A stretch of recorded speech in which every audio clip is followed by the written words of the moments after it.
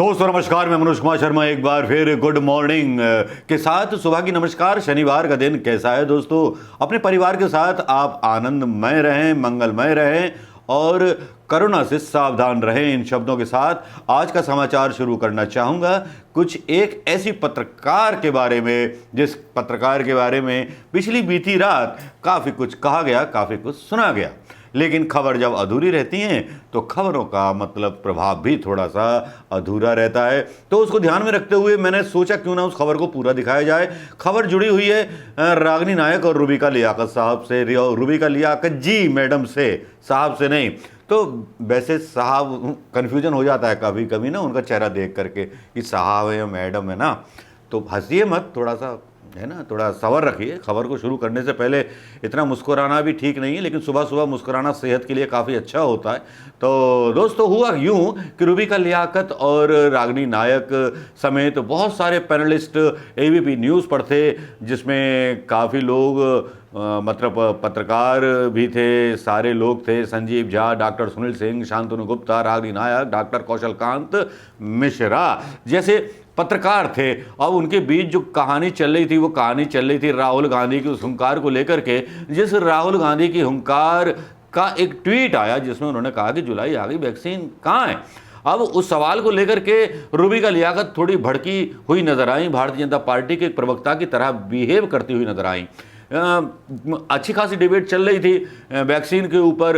अब रूबिका लियाकत का जो था ये मानना था कि राहुल गांधी को ये ट्वीट नहीं करना चाहिए था, इतनी असंवेदनशीलता नहीं दिखानी चाहिए थी। भाई विपक्ष अगर असंवेदनशीलता और सरकार के साथ पक्ष दिखाएगा तो फिर जनता का पक्ष कौन उठाएगा, सवाल ये उठता है। अब रूबिका लियाकत बोलने लगी कि ये तो गलत है, टीके तो रोज लग रहे हैं और मैं तो कहती रहती हूँ टीके और लगने चाहिए, इसकी तो तारीफ होनी चाहिए। मेरी समझ में नहीं आता कि किस तरह की पत्रकारिता और किस तरह का दम्भ ये लोग भरते हैं। रूबिका लियाकत जैसे पत्रकार जिनको मोटी मलाई मिलती है, मोटी तनख्वाह मिलती है और शायद इसीलिए इनको रखा गया है। एक तरफ जहां ट्रोल आर्मी मतलब लगी रहती है, इसी तरह का एक ट्रोल सिस्टम जो है अब लगता है मतलब टीवी मीडिया में भी पैदा हो गया है। बस वो गालियां नहीं देता लेकिन अपने हिसाब से चीज़ों को मतलब तोड़ने मरोड़ने की कोशिश करता है। मुझे लगता है इससे बड़ा नीचा काल किसी भी पत्रकारिता के लिए नहीं चल रहा होगा। इतना बड़ा द्रोह काल, इस तरह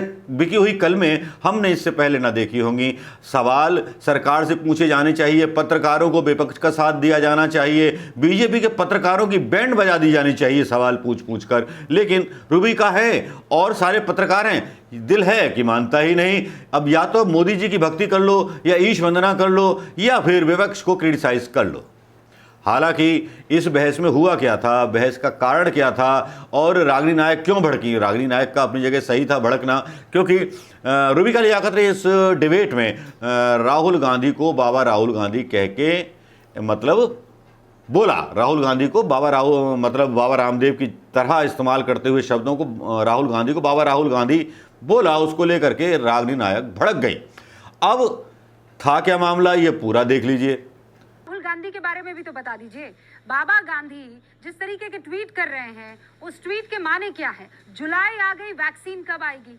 किस वैक्सीन की बात करें? क्या आपको इस बात का फख्र नहीं है कि हर दिन हम वैक्सीन लोगों को लगा रहे हैं? मैं फिर कह रही हूं कि वैक्सीन की मात्रा ज्यादा होनी चाहिए।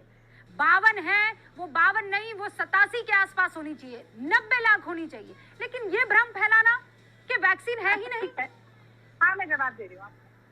एक तो मुझे बहुत आश्चर्य है, मैंने लाला रामदेव कहा तो आप कांग्रेस के पूर्व अध्यक्ष को बाबा कह रही हैं। कोई भारतीय जनता पार्टी का प्रवक्ता इस तरीके की बात करता तो मैं समझ सकती थी, पर एक एंकर को इस तरीके के शब्दावली का प्रयोग नहीं करना चाहिए देश के राष्ट्रीय नेता के प्रति। मैं इस पर आपत्ति दर्ज करती हूँ। और आप मुझे मत बताइए, आप लोग राहुल बाबा कह सकते हैं और मैं बाबा राहुल गांधी नहीं कह सकती उनको। क्यों भाई? आप कहें राहुल बाबा तो कोई परेशानी नहीं है, मैं कहूँ बाबा राहुल गांधी तो आपको दिक्कत है। क्यों भाई? के शब्दों का प्रयोग कर रही है रूबिका, जो गलत है और आपको ऐसा नहीं करना चाहिए। मैंने किसी भी तरीके की गलत कहाँ है आपके डिबेट मैं कह रही हूँ। अच्छा, क्या आप नहीं कहती हैं? मैंने भी कोई अभद्रता नहीं की है, मैंने भी कोई अभद्रता नहीं की है। राहुल गांधी की जितनी आप इज्जत करती हैं उतनी इज्जत मैं करती हूँ और पहली बार नहीं है, मैं कई दफा कह चुकी हूँ। राहुल गांधी से मैं पर्सनली नहीं मिली हूँ, लेकिन जितनी तारीफ मैंने जितनी तारीफ मैंने राहुल गांधी की है कि वो बहुत अच्छे इंसान हैं, उनके बारे में कहा जाता है वो बहुत शानदार इंसान है। मैं हर बार सवाल उठाती हूँ उनके पॉलिटिकल विल पर, उनके पॉलिटिकल एक्यूमेनशिप पर। मान ली होती, दूरदृष्टि उनकी देख ली होती, समझ ली होती, तो हमारा देश आज इस दौर से न गुजरता। अब जब रागिनी नायक ने फटकार मारी उसके बाद थोड़ा सा यू टर्न रुबिका लियाकत ने लिया। ये है खबर का वो पूरा हिस्सा। रुबिका लियाकत ने यू टर्न लिया और रुबिका लियाकत ये कहती हुई पाई गई, मैं व्यक्तिगत रूप से राहुल गांधी को पसंद करती हूँ, ये करती हूँ, वो करती हूँ, मतलब दुनिया भर का, मतलब खिसियानी बिल्ली खम्बा नोचे। लेकिन जब तीर और शब्द जब जुबान से निकल जाते हैं तब आपको कुछ पता भी नहीं होता कि आप अपना कितना नुकसान कर जाते हैं, अपनी चारित्रिक इमेज को कितना खो देते हैं और अपने साथ कितना बुरा कर लेते हैं। रुबिका लियाकत यूं तो वैसे काफ़ी ज़्यादा आक्रामक मानी जाती है, महिलाओं के संदर्भ में कई बार भारतीय जनता पार्टी के प्रवक्ताओं से भी भिड़ गई हैं, लेकिन आज जब वो एक तरफा बोली, जबकि सवाल ये था कि राहुल गांधी ने अगर ट्वीट किया और जिस तरह से अवेलेबिलिटी वैक्सीन की, कोवैक्सीन की या कोविशील्ड की है नहीं, जिस तरह से मंत्री जो हैं भारतीय जनता पार्टी के एक से बढ़कर एक ऐसे मूर्खतापूर्ण बयान दे रहे हैं जिसमें कहा जा रहा है कि साहब आप पैसे दीजिए उसके बाद वैक्सीन लीजिए। अब रुबिका लियाकत से मेरा सवाल, रुबिका मैडम ये बताएंगी कि जो 7 वैक्सीन लगी हैं आपको भी लगी होंगी, क्या आपने इनका पेमेंट दिया था? शायद नहीं दिया होगा। आपके बच्चों को लगी, आपके मम्मी डैडी को लगी, आपने पेमेंट दिया था क्या इनका? यह सरकार इससे पहले इतनी कमज़ोर थी? आज सरकार 7 साल में जो प्रधानमंत्री देश को विश्व गुरु बनाने की बात करता था, आज 7 साल में सरकार के पास इतना पैसा नहीं कि भारत की जनता को फ्री वैक्सीन लगवा सके। और 70 साल में जो कांग्रेस थी, यूपीए सरकार थी या जिन भी प्रधानमंत्रियों की सरकार रही, उनके कम से कम शासनकाल में आप के बच्चों को, आपके परिवार को, आपकी पीढ़ियों को वो टीके भी लगे और वो सारी बीमारियों के विरुद्ध कार्यक्रम चलाए गए जिन बीमारियों से लोग काफ़ी संख्या में मर जाते थे। हैजा देख लीजिए, मलेरिया देख लीजिए, अगर आप स्टडी करें तो आपको पता चल जाएगा। तो क्या वो पैसे आप देंगे सरकार से पूछ के या यूपी सरकार के खजाने में डालेंगे?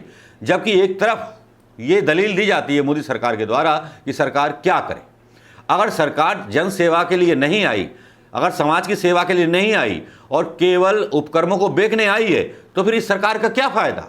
जो सरकार अपने देशवासियों के स्वास्थ्य को अच्छी तरह रखने का वादा नहीं निभा सकती, अस्पतालों को अच्छा रखने का वादा नहीं निभा सकती, बेरोजगारी की तो बात छोड़ दीजिए, महिला सुरक्षा की तो बात छोड़ दीजिए, केवल जुमलेबाजी में चलती है और पत्रकार जो है उसको इस तरह से बीच बचाव करने में जुड़ जाते हैं जैसे सरकारी वकील के तौर पर एक सुपारी ले ली हो सरकार को बचाने की और विपक्ष के जो है पूरी तरह से एक तरह से मतलब मार देने की या हत्या कर देने की सुपारी ले ली हो इस मीडिया ने। रुबिका लियाकत का यू टर्न देख करके मैं भी हैरान था और रुबिका लियाकत के उस संबोधन पर मैं भी हैरान था। आप कितने हैरान हुए?